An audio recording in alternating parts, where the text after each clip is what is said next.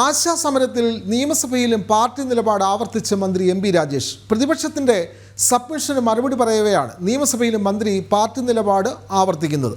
സമരമുഖത്തുള്ളവർക്ക് നിർബന്ധ ബുദ്ധിയും ശാഠ്യവുമാണെന്ന മറുപടിയാണ് മന്ത്രി സഭയിൽ നൽകിയത്.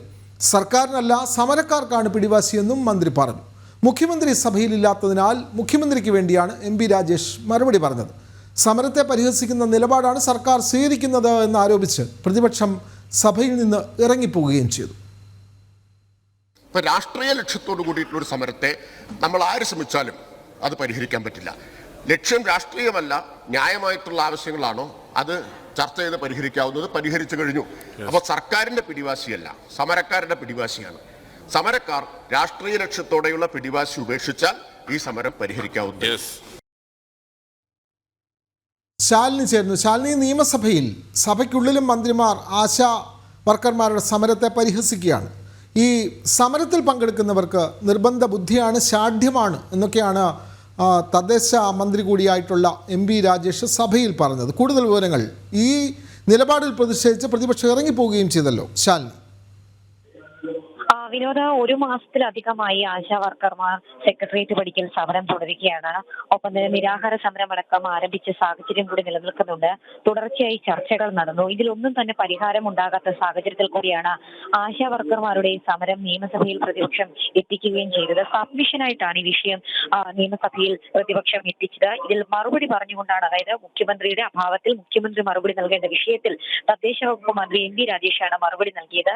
സമരമുഖത്തുള്ളവർക്ക് നിർബന്ധ ബുദ്ധിയും ശാഠ്യവും ഒപ്പം തന്നെ രാഷ്ട്രീയം കളിക്കുകയാണ് എന്നുള്ള നിലപാട്, പാർട്ടി നിലപാട് തന്നെ സഭയിലും ആവർത്തിക്കുന്ന ഒരു സാഹചര്യമാണ് ഇന്നുണ്ടായിട്ടുള്ളത്. ഒപ്പം തന്നെ സർക്കാരിനുള്ള സമരക്കാർക്കാണ് പിടിവാശി എന്നായിരുന്നു മന്ത്രി പാർട്ടി നിലപാട് ആവർത്തിക്കുകയും ചെയ്തിട്ടുള്ളത്. പല ഘട്ടങ്ങളിൽ ചർച്ചകൾ നടന്നിരുന്നു. ഇതിൽ സംസ്ഥാന സർക്കാരിന് പരിഹരിക്കാൻ കഴിയുന്ന കാര്യങ്ങളിൽ തീരുമാനമുണ്ടാക്കിയിട്ടുണ്ട് എന്നുള്ളതാണ് മന്ത്രി ആവർത്തിക്കുകയും ചെയ്തിട്ടുള്ളത്. മറ്റു കാര്യങ്ങൾ പൂർണ്ണമായും രാഷ്ട്രീയ പ്രേരിതമാണ്. മറ്റു സംഘടനകളോ രാഷ്ട്രീയ പ്രതിനിധികളോ ഒന്നും തന്നെ ഈ ഒരു സമരത്തിൽ ഐക്യദാർഢ്യം പ്രഖ്യാപിക്കുന്നില്ലല്ലോ, തൊഴിലാളി സംഘടനകൾ ഇവർക്കൊപ്പം നിൽക്കുന്നില്ലല്ലോ എന്നുള്ളതായിരുന്നു മന്ത്രിയുടെ മറുപടി. ഒപ്പം തന്നെ ദിനം പ്രതി ഈ അംഗങ്ങളുടെ എണ്ണം കുറഞ്ഞു വരികയാണ് സമരത്തിന് എന്നുള്ളതാണ് അദ്ദേഹം ആവർത്തിക്കുകയും ചെയ്തത്. പക്ഷേ മന്ത്രി സമരത്തെ തള്ളിപ്പറയുകയാണെന്നും മറ്റ് സംസ്ഥാനത്തെ വെച്ച് മന്ത്രി ആശാ സമരത്തെ ഉപമിക്കരുതെന്നും പ്രതിപക്ഷ നേതാവ് വി ഡി സതീശൻ തിരിച്ചടിക്കുന്ന ഒരു സാഹചര്യം ഉണ്ടായി. സമരം ന്യായമാണ്, ഒപ്പം തന്നെ പ്രതിപക്ഷം ആശമാർക്കൊപ്പം നിൽക്കുമെന്നും വി ഡി സതീശൻ നിലപാട് ആവർത്തിക്കുകയും ചെയ്തിട്ടുണ്ട്.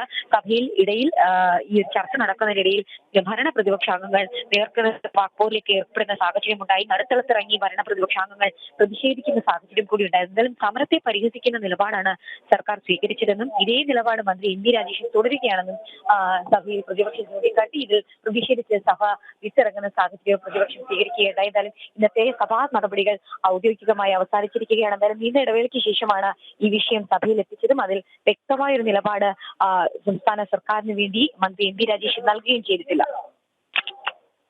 ആശാ വർക്കർമാരെ പരിഹസിച്ചുകൊണ്ടാണ് മന്ത്രി എം പി രാജേഷ് നിയമസഭയിൽ സംസാരിച്ചത്. ആശാ വർക്കർമാർക്ക് നിർബന്ധ ബുദ്ധിയും ശാഠ്യവുമാണ് എന്ന് എം പി രാജേഷ് സഭയിൽ പറഞ്ഞു. ആശാ വർക്കർമാരുടെ സമരത്തെ പരിഹസിക്കുന്നു എന്ന് ആരോപിച്ച് പ്രതിപക്ഷം നിയമസഭയിൽ നിന്ന് ഇറങ്ങിപ്പോവുകയും ചെയ്തു. വിവരങ്ങൾ നൽകുകയായിരുന്നു ശാലിനി.